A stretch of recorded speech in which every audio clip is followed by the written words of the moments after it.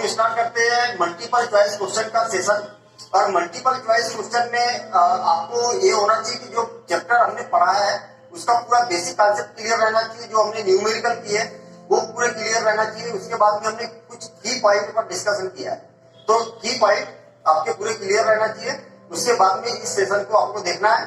तो स्टार्ट करते हैं, लेकिन ये याद रहे कि हम ये मान के चल रहे हैं कि आपने पूरा चैप्टर पढ़ा हुआ है, की पॉइंट पर जो डिस्कशन किया है वो सारी चीजें देखी है, अभ्यास के सारे क्वेश्चन को सॉल्व किया है और उसके बाद में हम इस सेशन को देखना चाह रहे हैं। तो पहला क्वेश्चन है हमारे पास में, सरल रेखीय पथ के अनुदिश त्वरित गति से गतिमान किसी पिंड के लिए नीचे दिए गए कथनों में से कौन सा कथन सही नहीं है।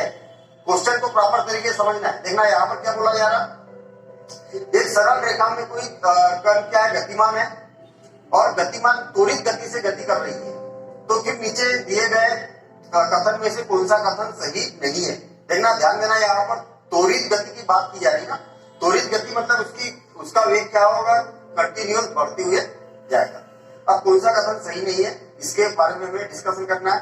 इसकी चाल परिवर्तित होती रहती है, अगर चाल परिवर्तित होगी तो त्वरित गति होगी। इसका वेग सदैव परिवर्तित होता है, यह सदैव पृथ्वी से दूर जाता है, इस पर सदैव एक बल कार्य करता है। तो इसका करेक्ट आंसर कौन सा होना चाहिए, यह सदैव पृथ्वी से दूर जाता है। इसका करेक्ट आंसर होगा स, यह सदैव पृथ्वी से दूर जाता है। क्यों, जब कोई पिंड पृथ्वी से दूर जाएगा तो उसकी गति त्वरित नहीं होगी, क्या होगी, मंदित होगी, है ना। तो जिसको मंदन बोला जाता है, क्योंकि जैसे जैसे वस्तु ऊपर की ओर जाएगी उसका वेग क्या होगा, कम होगा। देखते हैं हम नेक्स्ट क्वेश्चन नंबर 2। गति के तीसरे नियम के अनुसार क्रिया की प्रतिक्रिया होती है और इसके ऑप्शन है हमारे पास, और सदैव एक ही वस्तु पर लगती है, सदैव दो भिन्न भिन्न वस्तुओं पर विपरीत दिशाओं में कार्य करती है, स के परिणाम और दिशा समान होती है, और द है किसी भी एक वस्तु पर एक दूसरे के अभिलंबवत कार्य करती है। तो इसका करेक्ट आंसर क्या होना चाहिए, एक बार समझ लेते हैं हम। गति के तीसरे नियम के अनुसार क्या होती है, क्रिया की प्रतिक्रिया होती है। अगर मैं किसी वस्तु को इधर से धक्का दे रहा हूं तो वह वस्तु क्या करेगी, मुझे विपरीत धक्का देगी। कहने का मतलब जितना मैं बल लगाऊंगा उस पर वो उतना ही बल क्या करेगी, वो विपरीत लगाएगी। इसका मतलब यहाँ पर दो वस्तुओं पर कार्य होगा। कैसे, मैं इधर से धक्का रहा हूं और वो इधर से धक्का रही, तो क्या होगा इसका आंसर, करेक्ट आंसर सदैव दो भिन्न भिन्न वस्तुओं पर विपरीत दिशाओं में कार्य करती है। मैं इधर से कार को धक्का रहा था, कार मुझे विपरीत दिशा में बल लगा रही थी, तो दोनों एक दूसरे पर अलग अलग विपरीत दिशाओं में बल लगने वाला है। तो करेक्ट आंसर इज सदैव दो भिन्न भिन्न वस्तुओं पर विपरीत दिशाओं में कार्य करती है। क्वेश्चन नंबर 3, फुटबॉल के खेल में कोई गोल रक्षक गोल पर तीव्र गति से आती बॉल को पकड़ने के पश्चात अपने हाथों को पीछे की ओर खींचता है। ऐसा करके गोल रक्षक क्या करना चाहता है। देखिए, जब वो बॉल आती है तो ऐसा इस प्रकार से पीछे की ओर पकड़ते हुए खींच देता है। तो ऐसा क्यों किया जाता है, इसके बारे में ऑप्शन दी हुई है। ऑप्शन है पहला, बॉल पर अधिक बल लगा पाता है, बॉल द्वारा हाथों पर लगाए गए बल को कम कर पाता है, संवेग परिवर्तन की दर में वृद्धि कर पाता है, संवेग परिवर्तन की दर में कमी कर पाता है। करेक्ट आंसर वो होगा, बॉल द्वारा हाथों पर लगाए गए बल को कम कर पाता है। जब उधर से बॉल आएगी तो उसका जो बल लग रहा तो वो बॉल को क्या करेगा, उसकी गति की दिशा देगा और उससे उसका बल कम कर पाएगा। Correct answer is B. Next question, किसी पिंड का जड़त्व, ध्यान देना, किसी पिंड का जड़त्व क्या है। तो ऑप्शन है हमारे पास में, और उसकी चाल बढ़ाता है। जड़त्व क्या करता है, हमें पहले जड़त्व के बारे में सोचना है कि जड़त्व करता क्या है। जैसे अगर मान लिया जाए कि ये बॉल है, यहाँ पर है, तो हम अगर इस पर बल लगाएंगे तो ये जड़त्व का क्या गुण होगा, इसके बारे में आपको सोचना है। उसकी चाल बढ़ाता है, वह है उसकी चाल कम करता है, स है उसकी गति को अवस्था में परिवर्तन को प्रतिरोध करता है, और द है घर्षण के कारण अवमंदित करता है। क्या होना चाहिए इसका करेक्ट आंसर? उसकी चाल तो बढ़ेगी नहीं, ये गलत है। उसकी चाल कम करता है, ये भी गलत है। उसकी गति को अवस्था में परिवर्तन का प्रतिरोध करता है, मतलब अगर कोई वस्तु स्थिर है तो स्थिर ही रहना चाहेगी और गतिशील है तो गतिशील ही रहना चाहेगी। तो जड़त्व के कारण क्या स्थिर है तो अपनी स्थिति में बनाए रखेगा और गति का विरोध करेगा। इसका मतलब करेक्ट आंसर क्या होगा इसका? 100।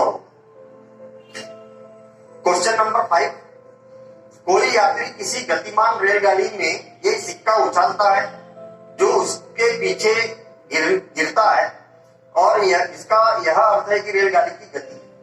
देखना, कोई रेलगाड़ी ऑलरेडी चल रही है और वो सिक्के को उछाल रहा है और सिक्के को उछाल रहा है तो उछालने के बाद वो सिक्का वहीं पर नहीं गिरता, वो पीछे की ओर गिरता है। तो इसका करेक्ट आंसर क्या होगा ये हम देखना चाहते हैं।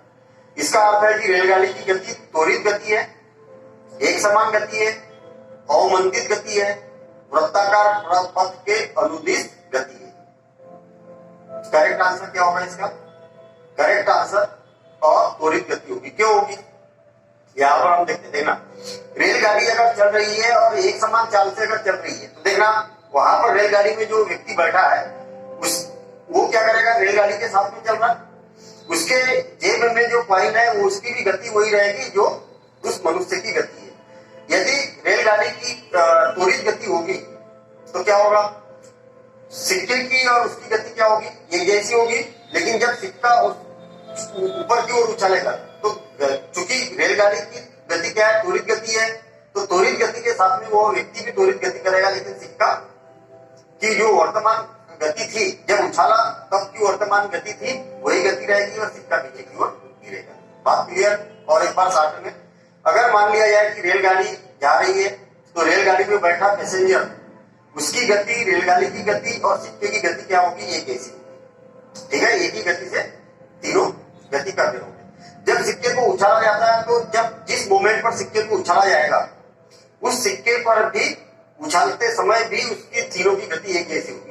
लेकिन जैसे वो उछाल देगा तो उस मोमेंट पर, उस क्षण में सिक्के की गति क्या होगी, वही वर्तमान गति रहेगी। लेकिन वर्तमान में इनकी दोनों की गति, ट्रेन की गति और व्यक्ति की गति क्या होगी, बढ़ेगी। क्यों? क्योंकि त्वरित गति रेल की क्या होगी, त्वरित गति होगी। नेक्स्ट क्वेश्चन देखते हैं हम। 2 किलोग्राम द्रव्यमान का कोई पिंड किसी घर्षण रहित क्षैतिज मेज पर 4 मीटर प्रति सेकेंड के नियत वेग से फिसल रहा है। इस वस्तु की इसी दिशा में इसी वेग से गति बनाए रखने के लिए आवश्यक बल होगा। ऑलरेडी घर्षण रहित की बात की है इस क्वेश्चन में, तो इसका खास करके ध्यान देना है। 2 किलोग्राम द्रव्यमान का कोई पिंड किसी घर्षण रहित क्षैतिज मेज पर 4 मीटर प्रति सेकेंड के नियत वेग से फिसल रहा है। इस वस्तु की इसी वेग से गति बनाए रखने के लिए आवश्यक होगा कितना बल, कितने बल की आवश्यकता होगी? ऑप्शन है 32 न्यूटन, 0 न्यूटन, 2 न्यूटन और 8 न्यूटन। तो करेक्ट आंसर क्या होगा? 0 न्यूटन। क्यों होगा? 2 किलोग्राम का ये देखिए बॉल है और 2 किलोग्राम का बॉल क्या कर रहा, 4 मीटर प्रति सेकंड के नियत वेग से फिसल रहा है। 4 मीटर प्रति सेकंड से के नियत से फिसल रहा है तो वो आजीवन फिसलते रहेगा और उसी वेग से फिसलते रहेगा जब तक कि उस पर कोई बाह्य बल न लगाएगा। जब ये घर्षण रहित हो रहा है, मतलब यहाँ पर क्या हो रहा है कि घर्षण नहीं लग रहा, इसका मतलब वो उसी वेग से कंटिन्यूअस वेग करते रहेगा। तो इस पर बल की आवश्यकता होगी क्या? बल की आवश्यकता नहीं होगी, उसी वेग से अगर इसको गति कराना है। हाँ, अगर घर्षण बल लगता है तो फिर उसको बल की आवश्यकता बढ़ सकती है, लेकिन यहाँ पर घर्षण रहित की बात की है, इसलिए इसका answer, correct answer 0 Newton. Rocket किस नियम पर कार्य करता है? और इसके ऑप्शन है द्रव्यमान संरक्षण के नियम पर, ऊर्जा संरक्षण के नियम पर, संवेग संरक्षण के नियम पर और वेग संरक्षण के नियम पर। तो कौन सा आंसर होगा इसका? संवेग संरक्षण के नियम पर। तो रॉकेट संवेग संरक्षण के नियम पर कार्य करता है। हमने इस पर डिस्कशन किया हुआ था चैप्टर में भी। नेक्स्ट, 2/3 ऊंचाई तक जल से भरा कोई टैंकर एक समान चाल से गतिमान है तो अचानक ब्रेक लगाने पर टैंकर से भरा जल पीछे की ओर गति करेगा आगे की ओर गति करेगा, प्रभावित नहीं होगा और ऊपर की ओर उठेगा। फिर से और एक बार क्वेश्चन को हम देख रहे हैं।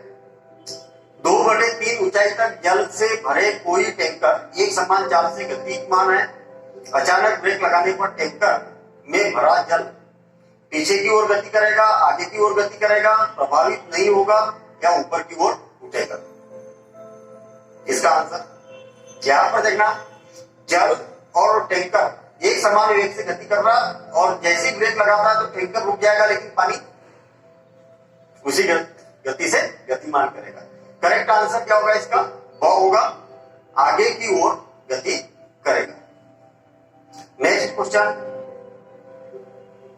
निम्न में संवेग का सही सूत्र है। संवेग ऑप्शन है हमारे पास में P = m × v, मतलब संवेग बराबर से द्रव्यमान गुणित वेग। m = संवेग, द्रव्यमान बराबर से संवेग गुणित वेग। v = संवेग और द्रव्यमान, और P = m v²। क्या होगा? संवेग बराबर से क्या होता है? द्रव्यमान गुणित वेग। तो करेक्ट आंसर होगा हमारा ए, P = m × v। Next question, question number 10, जड़त्व की माप है लंबाई, ताप, समय, द्रव्यमान। तो क्या आंसर होना चाहिए? इसका करेक्ट आंसर द्रव्यमान होगा। तो द इसका द्रव्यमान ऑप्शन होगा। मान लिया जाए कि ये बॉल यहाँ पर रखी है, तो जड़त्व कैसे मापेंगे हम? इस बॉल का द्रव्यमान कितना है, और जितना द्रव्यमान होगा उसी के